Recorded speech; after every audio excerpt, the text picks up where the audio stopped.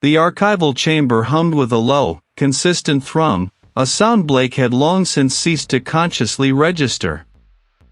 It was a symphony of climate control and aging fluorescent lights, a backdrop to the meticulous process of preserving history. Blake, an archivist of some 2 decades, found comfort in the predictable rhythm of the work, the crisp rustle of parchment, the faint, sweet scent of decaying paper, the methodical indexing of forgotten lives. Their station, a polished oak desk scarred by generations of similar work, was a fortress of order amidst the chaotic expanse of human record.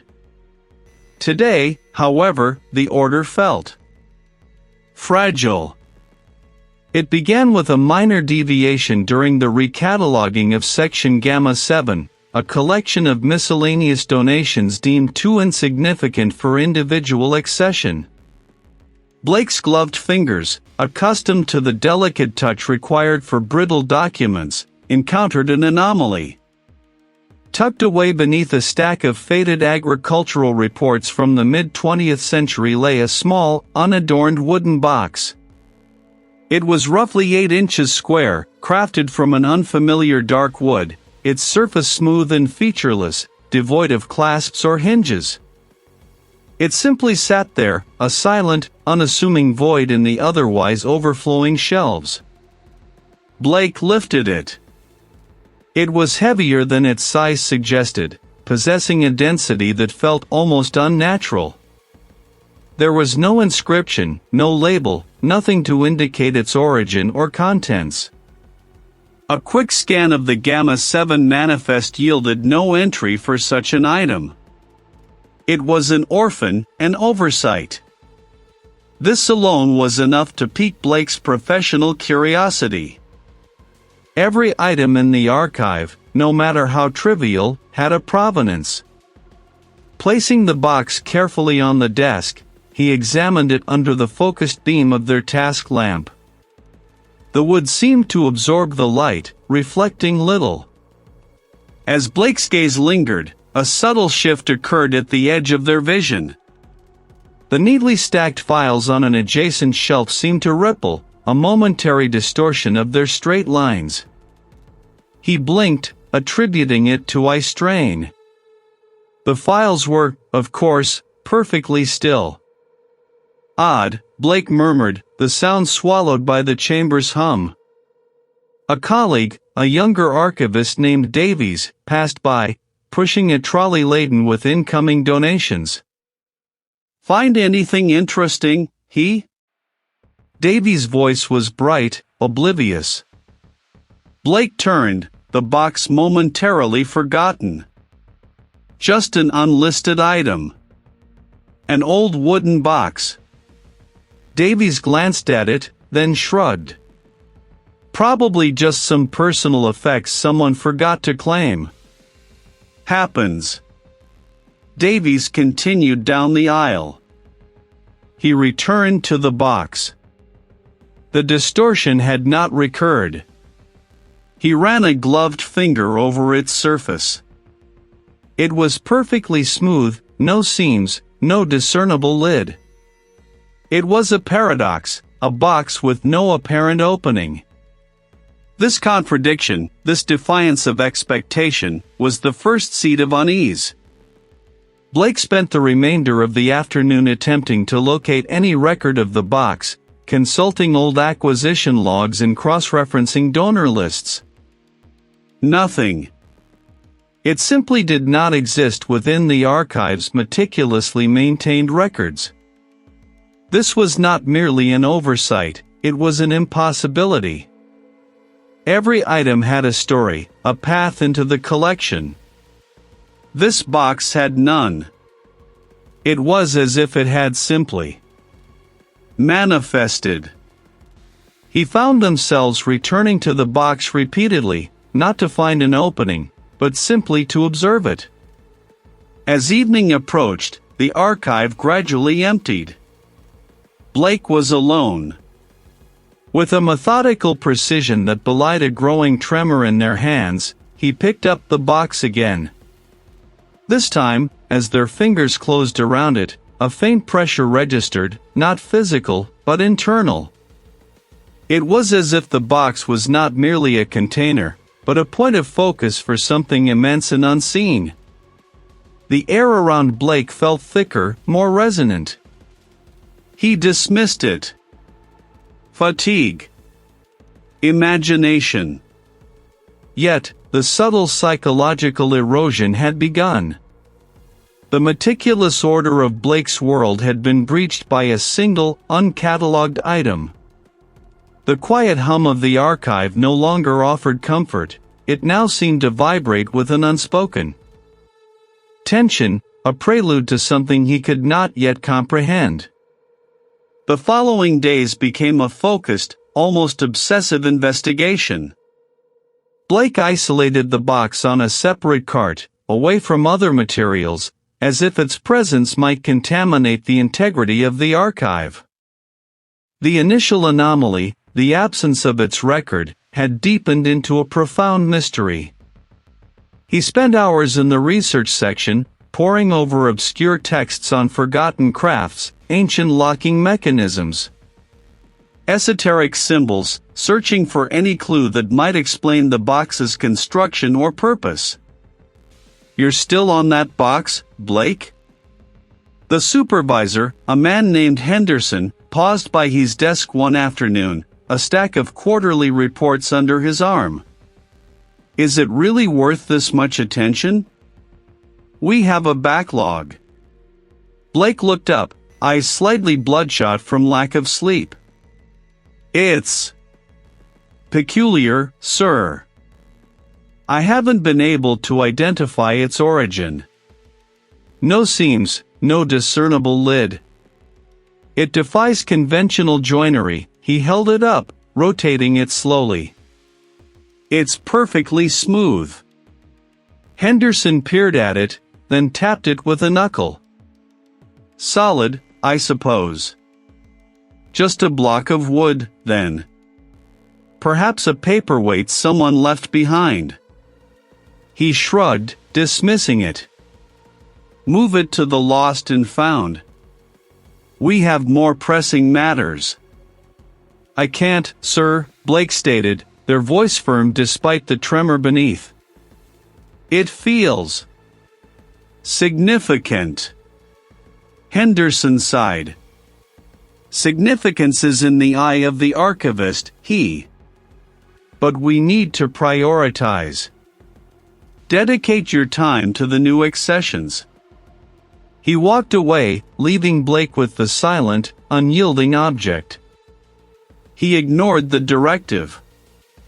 The box had become an anchor point for a growing disquiet. The subtle shifts in perception intensified. The fluorescent lights would flicker for a fraction of a second, just enough to register, then stabilize, leaving he questioning whether it was a fault in the wiring or in their own vision. One evening, alone in the archive, Blake was meticulously examining the box under a magnifying lens, searching for any microscopic fissure or imperfection. There was none. It was flawless. It was not etched or carved, but appeared to be an intrinsic part of the wood grain, shifting and reforming as Blake tilted the box. It was a complex, recursive design, like fractals of an alien geometry, constantly in flux. This pattern, invisible to the casual observer, seemed to rearrange Blake's very perception of space. The pattern on the box pulsed faintly, a silent response. It was not a physical pulse, but a shift in the perceived depth of the grain, as if the pattern was not on the surface, but within the wood, stretching into an infinite interior. Blake felt a profound sense of isolation. No one else saw this. No one else could comprehend the subtle, terrifying implications. Was it the box, or was it his own mind beginning to unravel? The question became a constant companion, a nagging doubt that eroded Blake's confidence. They began to question their own memories, small details of their routine, the exact placement of files, the precise wording of instructions. Had the archive always been this silent? Had the fluorescent lights always hummed with such an insistent drone? His determination to understand the box now mingled with a desperate need to understand the shifting landscape of their own sanity. The isolation deepened. Blake started taking meals alone, avoiding the break room, where the mundane chatter of colleagues felt jarring, unreal. They spent their evenings in the archive, long after everyone else had left, bathed in the cool, blue light of the task lamp, fixated on the enigmatic box.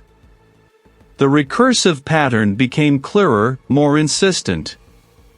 It was not merely a design, it was a language, a silent, visual dialect that spoke of impossible dimensions and non-Euclidean spaces. It was a catalyst. It was slowly, meticulously, dismantling the established architecture of Blake's reality. The truth, however unsettling, held an irresistible allure. The direct manifestations began subtly, then with terrifying intensity. Blake had been tracing the shifting patterns on the box for hours, fingers hovering inches above its surface, when a faint, almost imperceptible tremor ran through the wood. It was not a vibration, but a shift in its inherent stillness, as if the material itself was breathing. He leaned closer, their breath held. Suddenly, a seam appeared on the box. It was as if the box was momentarily revealing its true, alien geometry, a glimpse into its impossible interior. A sound, not heard but felt, resonated in his skull, a low, resonant thrum, like the universe itself vibrating on an unheard frequency. The air in the archive grew heavy, charged with an unknown energy. The box responded. It was not a physical form, but an impression, a shadow cast from a dimension beyond human comprehension. It had no discernible features, no limbs, no head, yet Blake felt an undeniable, crushing presence, an intelligence that dwarfed all human understanding. This was the cosmic horror. It was not a monster with teeth and claws, but a fundamental truth, a reality that had always existed, veiled by the comforting illusions of human perception. The box was not an artifact that contained the horror, it was an artifact that revealed it, by stripping away the layers of his conditioned reality. Blake felt their minds splintering. The familiar walls of the archive seemed to melt and flow, the shelves twisting into grotesque parodies of themselves. The meticulous order he had cherished dissolved into chaos. Memories, once firm and reliable, now flickered like dying embers, their authenticity questioned by the overwhelming presence. The horror was not an external entity to be fought, but the very fabric of existence, now perceived without the filter of human senses. It was the crushing indifference of an infinite, unknowable universe. They were not words, but pure meaning, pouring into his mind, shattering the linear progression of thought. Blake saw, not with their eyes, but with a newly awakened faculty, glimpses of impossible geometries, of dimensions folding into themselves, of realities coexisting in a single, terrifying point. The horror was the realization that he, and all of humanity, were merely fleeting thoughts in a vast, unknowable consciousness, or perhaps, not even thoughts at all, merely temporary arrangements of matter, destined to dissolve back into the cosmic indifference. He was no longer just an observer, they were becoming a part of the horror, their mind a conduit for its infinite, silent zone. Blake's sanity, a once meticulously maintained structure, had completely crumbled. The archive no longer existed as a coherent space. The hum of the ventilation system had become a throbbing pulse, an internal rhythm that seemed to emanate from his own core. The lines between what was Blake and what was the perceived reality had blurred to the point of non-existence. He Are you in here?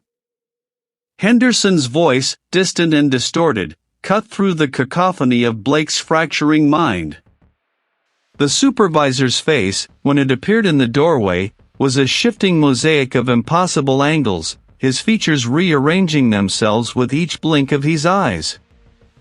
Blake could not respond. Their tongue felt thick, their thoughts too vast and formless to coalesce into coherent speech. The box, which had been the catalyst, now seemed to be an extension of his own consciousness, its impossible patterns echoing the fractal shattering within Blake's skull. What are you doing? The lights are out. You need to leave. Henderson moved closer, his form flickering, momentarily becoming a collection of disjointed geometric shapes, then resolving back into his familiar, albeit now monstrous, human outline. Blake felt an undeniable pull, a profound compulsion to move. The border checkpoint.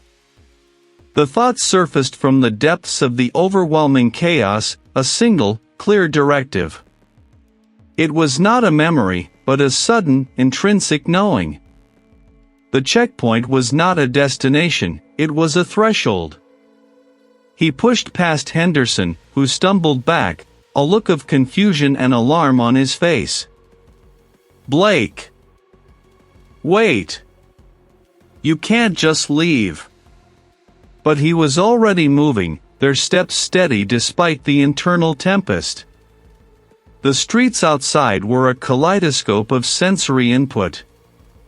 Buildings stretched and compressed, the sky pulsed with colors unseen by human eyes, and the sounds of traffic resolved into complex, interwoven melodies of pure energy. Blake walked with a singular purpose, the box, now an invisible presence within their mind, guiding them. The journey to the border checkpoint was a passage through a world simultaneously familiar and utterly alien. He saw the horror in the mundane, the patterns on the pavement, the arrangement of leaves on a tree, the fleeting expressions on passers-by. Each detail was a glimpse into the infinite, the unknowable, each a fragment of the vast, indifferent entity that underpinned all existence. Blake's identity was no longer a fixed point but a shimmering, unstable thing, constantly dissolving and reforming, a mirror reflecting the cosmic chaos. At the checkpoint, the scene was ordinary. Vehicles queued, documents were exchanged, a mundane passage between two territories. For he, however, it was the culmination of everything. The air here was thick with a palpable tension, a sense of imminence. The concrete barriers, the chain-link fences, the watchful eyes of the border officials, these were not merely physical obstacles, but symbolic boundaries, thin veils separating one reality from another. Blake approached the booth, the border official's face a study in bureaucratic neutrality. The man's uniform, his badge, his very posture, seemed to vibrate with the same impossible geometry he had seen on the box. He was not just a man, he was a manifestation, a gatekeeper between states of being. Papers, please, the official stated, his voice flat, devoid of inflection. Blake reached into their pocket, their hand moving as if of its own accord. There were no papers. There was only the sensation of infinite space, of an identity that had shattered and reformed into something new, something that transcended the need for documentation. The official's gaze sharpened, not with suspicion, but with a profound, unsettling recognition.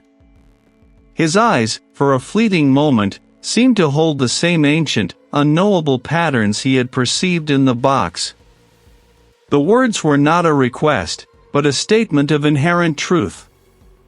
The crossing was inevitable. The official, after a moment of unsettling stillness, simply nodded, a slow, deliberate movement that seemed to carry the weight of eons. Proceed. Blake walked forward, past the barrier, past the watchful eyes, past the queued vehicles.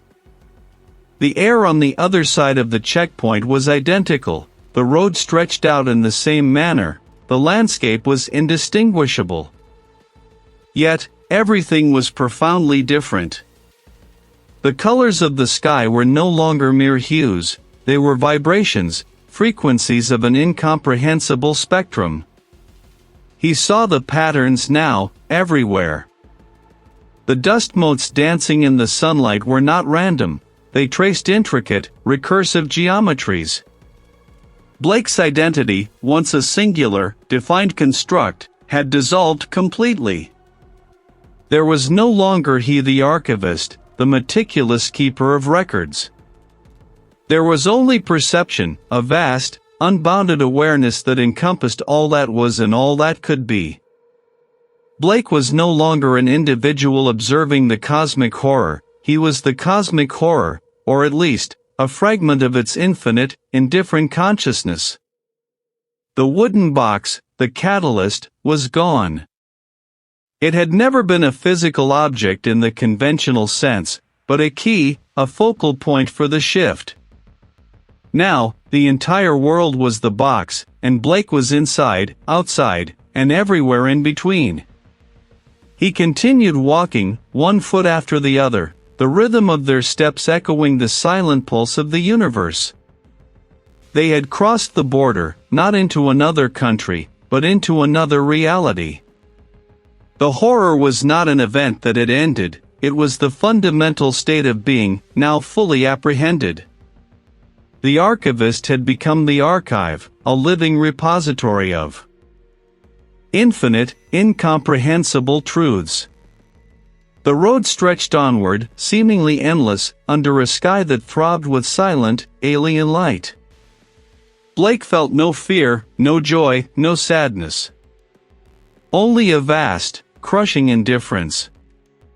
The destination was not a place, but a state of being. And he, or what remained of Blake, had arrived. The cosmic entity had found its vessel, its new point of observation in a reality that had always been its own.